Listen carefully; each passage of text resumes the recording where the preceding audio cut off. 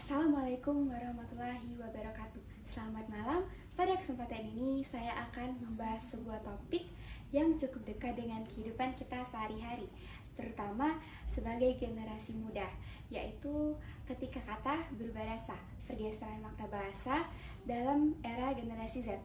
Nah, topik ini menarik karena menurut saya tanpa kita sadari banyak kata yang sering kita gunakan itu sekarang mengalami perubahan makna dibandingkan arti aslinya. Nah, bahasa merupakan alat utama manusia dalam berkomunikasi dan menyampaikan makna. Namun, bahasa tidak pernah bersifat tetap. Seiring berjalannya waktu dan perubahan kebudayaan masyarakat, bahasa juga ikut berkembang. Hal ini terlihat sangat jelas di era Gen Z, di mana perubahan bahasa berlangsung secara cepat dan mudah ditemui dalam kehidupan sehari-hari. Pergeseran makna bahasa ini tidak jauh dari faktor globalisasi dan perkembangan teknologi informasi. Karena seperti yang kita ketahui, generasi Z ini tumbuh dan hidup berdampingan dengan internet serta media digital. Kondisi tersebutlah yang membuat Gen Z menjadi generasi yang sangat aktif dalam membentuk dan menggunakan bahasa. Karena bagi Gen Z, bahasa ini tidak hanya digunakan untuk berkomunikasi, tetapi juga sebagai sarana ekspresi diri, hiburan, dan penanda identitas sosial. Salah satu contoh pergeseran makna yang sangat menonjol pada era ini adalah pergeseran makna kata. Banyak dari kata yang sebelumnya bermakna netral atau bahkan negatif itu kini digunakan dengan makna yang berbeda, bahkan menjadi positif. Perubahan makna ini itu sangat dipengaruhi oleh konteks penggunaan serta lingkungan sosial tempat bahasa tersebut berkembang. Nah, pergeseran makna bahasa ini banyak terjadi karena perubahan konteks komunikasi tadi. Media sosial menjadi ruang utama interaksi Gen Z, yang mana di dalamnya itu komunikasi berlangsung secara singkat, cepat, dan cenderung santai. Bahasa yang digunakan itu tergolong praktis, tetapi tetap mampu menyampaikan perasaan dan maksud tertentu. Akibatnya, kata-kata digunakan secara lebih bebas dan secara kreatif, sehingga maknanya ikut mengalami perubahan. Contohnya pada penggunaan kata anjay. Nah, awalnya kata ini sering dianggap kasar dan memiliki kesan negatif.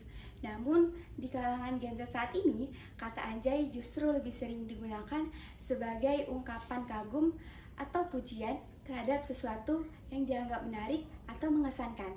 Karena digunakan dalam suasana santai dan akrab ini, nilai rasa kata tersebut pun berubah. Nah, pada contoh kedua itu ada kata caps atau cabut. Nah, secara arti asli, kata ini digunakan untuk menarik sesuatu dari tempatnya. Namun, pada percakapan sehari-hari Gen Z, kata ini sering digunakan untuk menyatakan keinginan pergi atau bahkan meninggalkan suatu tempat. Nah, ungkapan seperti udah deh kita caps. Nah, ini menunjukkan bahwa kata tersebut tidak lagi dimaknai dengan sesuai arti aslinya, melainkan digunakan sebagai ungkapan santai untuk menyampaikan maksud secara singkat. Nah, penggunaan makna baru ini menjadi umum karena sering dipakai dalam situasi yang serupa, hingga akhirnya diterima sebagai bagian dari bahasa sehari-hari Gen Z. Selain dari pengaruh media sosial tadi, pergeseran makna bahasa juga berkaitan dengan kebutuhan Gen Z, yaitu untuk membangun identitas dan rasa kebersamaan. Nah, bahasa menjadi simbol keanggotaan dalam suatu kelompok. Dengan menggunakan kata-kata tertentu, seseorang dapat menunjukkan bahwa ia memahami tren dan budaya yang sedang berkembang sekarang, sehingga tercipta rasa kedekatan antar sesama penutur. Nah, pergeseran makna bahasa di kalangan Gen Z ini kerap menimbulkan kesalahpahaman antar generasi dan tidak dianggap sesuai dengan kaidah. Padahal perubahan makna merupakan sesuatu proses alami yang sudah sejak lama terjadi. Nah, bahasa Indonesia yang digunakan saat ini merupakan hasil dari berbagai perubahan di masa lalu. Nah, banyak kata yang telah mengalami pergeseran makna seiring perkembangan masyarakat. Oleh karena itu, pergeseran makna bahasa di era Gen Z ini sekarang tidak harus dipandang oleh sebagai ancaman, namun sebagai tanda bahasa tuh terus hidup dan berkembang.